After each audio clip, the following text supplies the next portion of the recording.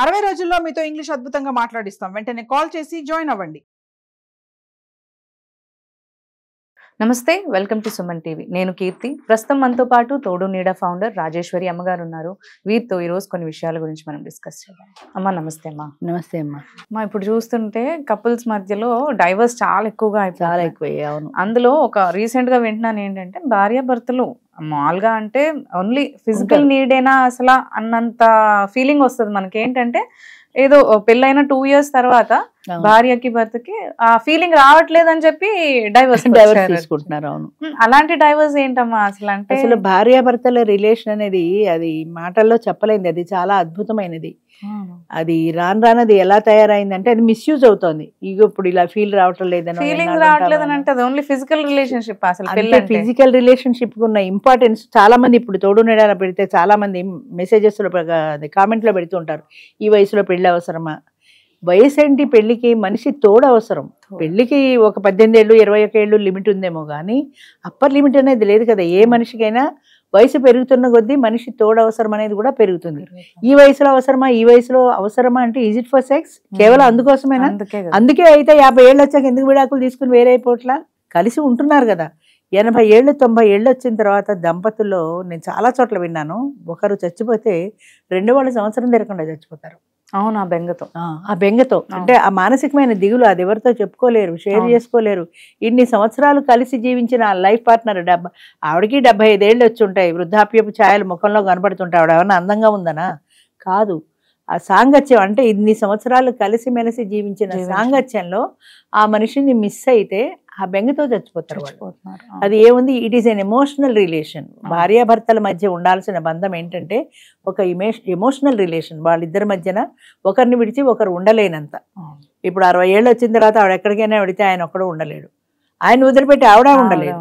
ఈ వయసులో నేను ఆయన వదిలి ఉండలేనని మళ్ళీ వచ్చేస్తుంది. ఏముంటుంది వాళ్ళ మధ్య? ఏమనుకుంటారు, 4 రోజులు ఉండొచ్చు కదా అనుకుంటారు. కానీ ఆవిడ మనసులో ఉండే బాధ ఉంది. అయ్యో ఆయన తిన్నారో లేదో, ఉన్నారో లేదో. ఇది ప్రతి క్షణము ఆవిడని అలా దొల్చేస్తుంటది మనసుని.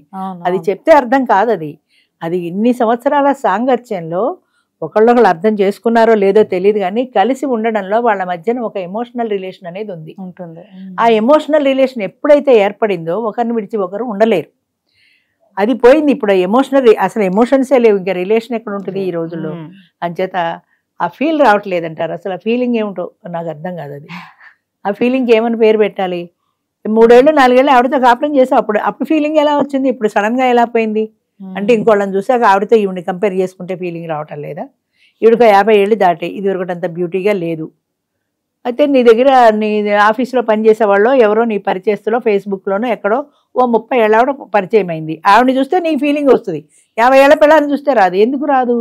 ఈవిడికి 50 ఏళ్ళు వచ్చేసాయి, గ్లామర్ తగ్గిపోయింది. ఆవిడ 30 ఏళ్ల వయసులో గ్లామర్గా ఉంది. అంతేనా? Is it for sex? అది ఒకటేనా ఇద్దరి మధ్యన ఉండవలసింది? అది కాదు. ధర్మేచ అర్థేచ కామేచ మోక్షేచ నాతిచ రామే అని చెప్పిస్తారంటే ధర్మార్థ కామ మోక్షాలన్నింట్లోనూ కూడా ఈ స్త్రీని నేను విడువను అని. అది పెళ్లి మంత్రాల్లో చెప్పిస్తారు. అది ఎందుకు చెప్పిస్తారంటే ధర్మంలో కానీ అర్థంలో కానీ, కామంలో అంటే కేవలం సెక్స్ డిజైర్ కాదు, కామం అంటే కోరిక అని అర్థం. అది ఏ రకమైన కోరిక అయినా కావచ్చు. ధర్మార్థ కామ మోక్షాల్లో ఈ స్త్రీని నేను విడువను అని. అది ఎప్పుడో తొంగలో తొక్కేశారనుకో. కానీ వీటన్నింటిలోనూ కూడా భార్య ఉన్నది. అది ఎలా మర్చిపోతారు? నువ్వు ఎఫ్ఐఆర్ ఎవరితోటైనా పెట్టుకో, కానీ నువ్వు పేట్ల మీద కూర్చోవాలంటే పక్కనే భార్య ఉండాల్సింది. ఆ ఎఫ్ఐఆర్ పెట్టుకున్నావు తీసుకొచ్చి కూర్చోబెట్టుకోలేవు కదా. నువ్వు శాస్త్రబద్ధంగా చేసుకున్న భార్య మాత్రమే అర్హురాలు. రామాయణంలో రాముడు కూడా సీత లేకపోతే బంగారు సీతను పక్కన పెట్టుకుని చేసుకున్నాడు ఆయన. అంచేత భార్యకు ఉండేటువంటి ఒక పవిత్ర స్థానం ఉంది. అది మాటల్లో చెప్పలేంది. అలాగే దాని అర్థము, దాని బంధము, దాని బాంధవ్యము కూడా మాటలకు అతీతమైనది. ఏకపత్ని విరుతుడుగా అన్ని సంవత్సరాలు ఆవిడ లేకుండా ఒంటరిగా ఎలా జీవించాడు రాముడు ఆవిడ జ్ఞాపకాలతో? ఎట్లా ఉన్నారు అంటే ఆ ఉన్న కొద్ది రోజులైనా వాళ్ళ మధ్య ఉండేటువంటి అనుబంధం అలాంటిది కాబట్టే ఉండగలిగారు. అందుకనే మనం ఇప్పటికీ రాముడి గురించి చెప్పుకుంటున్నాం. అన్యోన్యం చెప్పాలంటే ఇప్పటికీ సీతారాములనే చెప్తారు. అన్నేళ్ళు ఇద్దరు విడిగా ఉన్నారు. ఏం అన్యోన్యంగా ఉన్నారు అంటే ఉన్న కొద్ది రోజులైనా వాళ్ళ మధ్య ఉన్నటువంటి ఆ బాండింగ్, ఆ రిలేషన్, ఆ ఎమోషన్స్ అన్నీ. అంచేత భార్యాభర్తలు అంటే నాకు ఫీల్ రావటం లేదు, ఇంకొక ఆమెను చూస్తే ఫీల్ వస్తుంది అనేది చెప్పు చుక్కటాలనిపిస్తుంది నాకైతే. అదే అదే అది తప్పది. పెళ్లిని ఓన్లీ ఫిజికల్ అంటే రిలేషన్షిప్ ఫిజికల్ రిలేషన్ కాదు, ఫిజికల్ రిలేషన్ కాదు. 50-60 ఏళ్ల తర్వాత ఏముందో నా భార్యతో కలిసి ఉంటున్నావు నువ్వు, ఫిజికల్ రిలేషన్ కోసం కాదు కదా. 30 సంవత్సరాలు నీతో కలిసి జీవించింది. ఒక ఆయన ఎవరో చెప్పాడు మా దాంట్లో, ఆమె నా ఇంటికి వచ్చింది కానీ నేను ఆమె ఇంటికి వెళ్ళలేదు కదండి, ఆవిడ నా ఇంటికి వచ్చింది కాబట్టి నా మాటే వినాలి. ఏ భార్య అయినా భర్త ఇంటికే పెడుతుంది సహజంగా, అంతే కదా. నేను అన్నాను, నువ్వు ఆ యాంగిల్లో ఆలోచించు, ఇంకొక యాంగిల్లో ఆలోచించు. నువ్వు నీ చోటే ఉన్నావు, నువ్వు అంగుళం కదల్లా. నీ కోసం తన తల్లిదండ్రులను వదిలిపెట్టింది, తన తోడబుట్టిన వాళ్ళని వదిలిపెట్టింది, తన బంధువులను వదిలిపెట్టింది, తన స్నేహితులను వదిలిపెట్టింది. ఇంతమందిని వదిలి కేవలం నీ చిటికీల వేలు పట్టుకొని నీ కోసం ఇంత దూరం వచ్చింది. అదెందుకు ఆలోచించు? అయ్యో వీళ్ళందరినీ వదిలిపెట్టి నా కోసం వచ్చింది కదా నా భార్య, ఆమె నేను జాగ్రత్తగా చూసుకోవాలి కదా అని కాకుండా, ఆమె నా ఇంటికి వచ్చింది కాబట్టి నా మాటే వినాలండి అని ఎందుకు అనుకుంటావు? నీ మాట వినాల్సిందే తప్పనిసరిగా, ఒకళ్ళ మాట కూడా గౌరవించుకోవాల్సిందే. కానీ ఆవిడ చెప్పేది కూడా నువ్వు వినాలి కదా. ఈ డామినేషన్ ఏంటి? ఆమె నా ఇంటికి వచ్చింది కాబట్టి నా మాటే వినాలి అంటే నువ్వు ఇల్లరికి పెడతావా? పోనీ ఆవిడ ఇంటికి ఆవిడ మాట వింటావా? నువ్వు వినవు కదా. అంచేత అసలు మాట వినడం అనేదే లేదమ్మా. ఒకళ్ళనొకళ్ళు అర్థం చేసుకోగలిగితే వాళ్ళ మాట వీళ్ళ, వీళ్ళ మాట వాళ్ళ అనేది కాదు. అది ఆటోమేటిక్గా అడ్జస్ట్ అయిపోతారు అంతే, వాళ్ళ మధ్యన బాండింగ్ ఉన్నప్పుడు. అది లేనప్పుడే ఈ ఫీలింగ్ రావటం లేదు, నాకు అంత హ్యాపీగా ఉండట్లేదు. కొంతమంది చెప్తుంటారు, నాకు నా భార్యతో సుఖం లేదండి, ఇంకొంత త్వరగానే దీంతో సుఖం లేకుండా పోయింది. ఇంత వయసు వచ్చి ఇన్నేళ్ళు కాపురం చేసి ఇంతమంది పిల్లలు పుట్టి ఎందుకు వెంపర్లాడుతావు దానికోసం అని? నీ పిల్లలకి తల్లి నీ పిల్లల్ని చూసుకుంటుంది, నిన్ను చూసుకుంటుంది. మీ ఇద్దరి మధ్యన ఒక ఫ్రెండ్షిప్ కానీ ఫ్రెండ్లీ అట్మాస్ఫియర్ కానీ లేదా? అలా ఉండొచ్చు కదా. అది అనుకోరు. అవును, డైవర్స్ కేసెస్ కూడా ఎక్కువ ఇవే వస్తున్నాయి. అంటే వాళ్ళు ఆపోజిట్ పార్ట్నర్ ఏవో సాటిస్ఫై చేయట్లేదనో, అవును, లేదంటే ఫీలింగ్స్ అర్థం చేసుకోవట్లేదని, ఇలాంటివే ఎక్కువ కేసెస్. అవును అవును.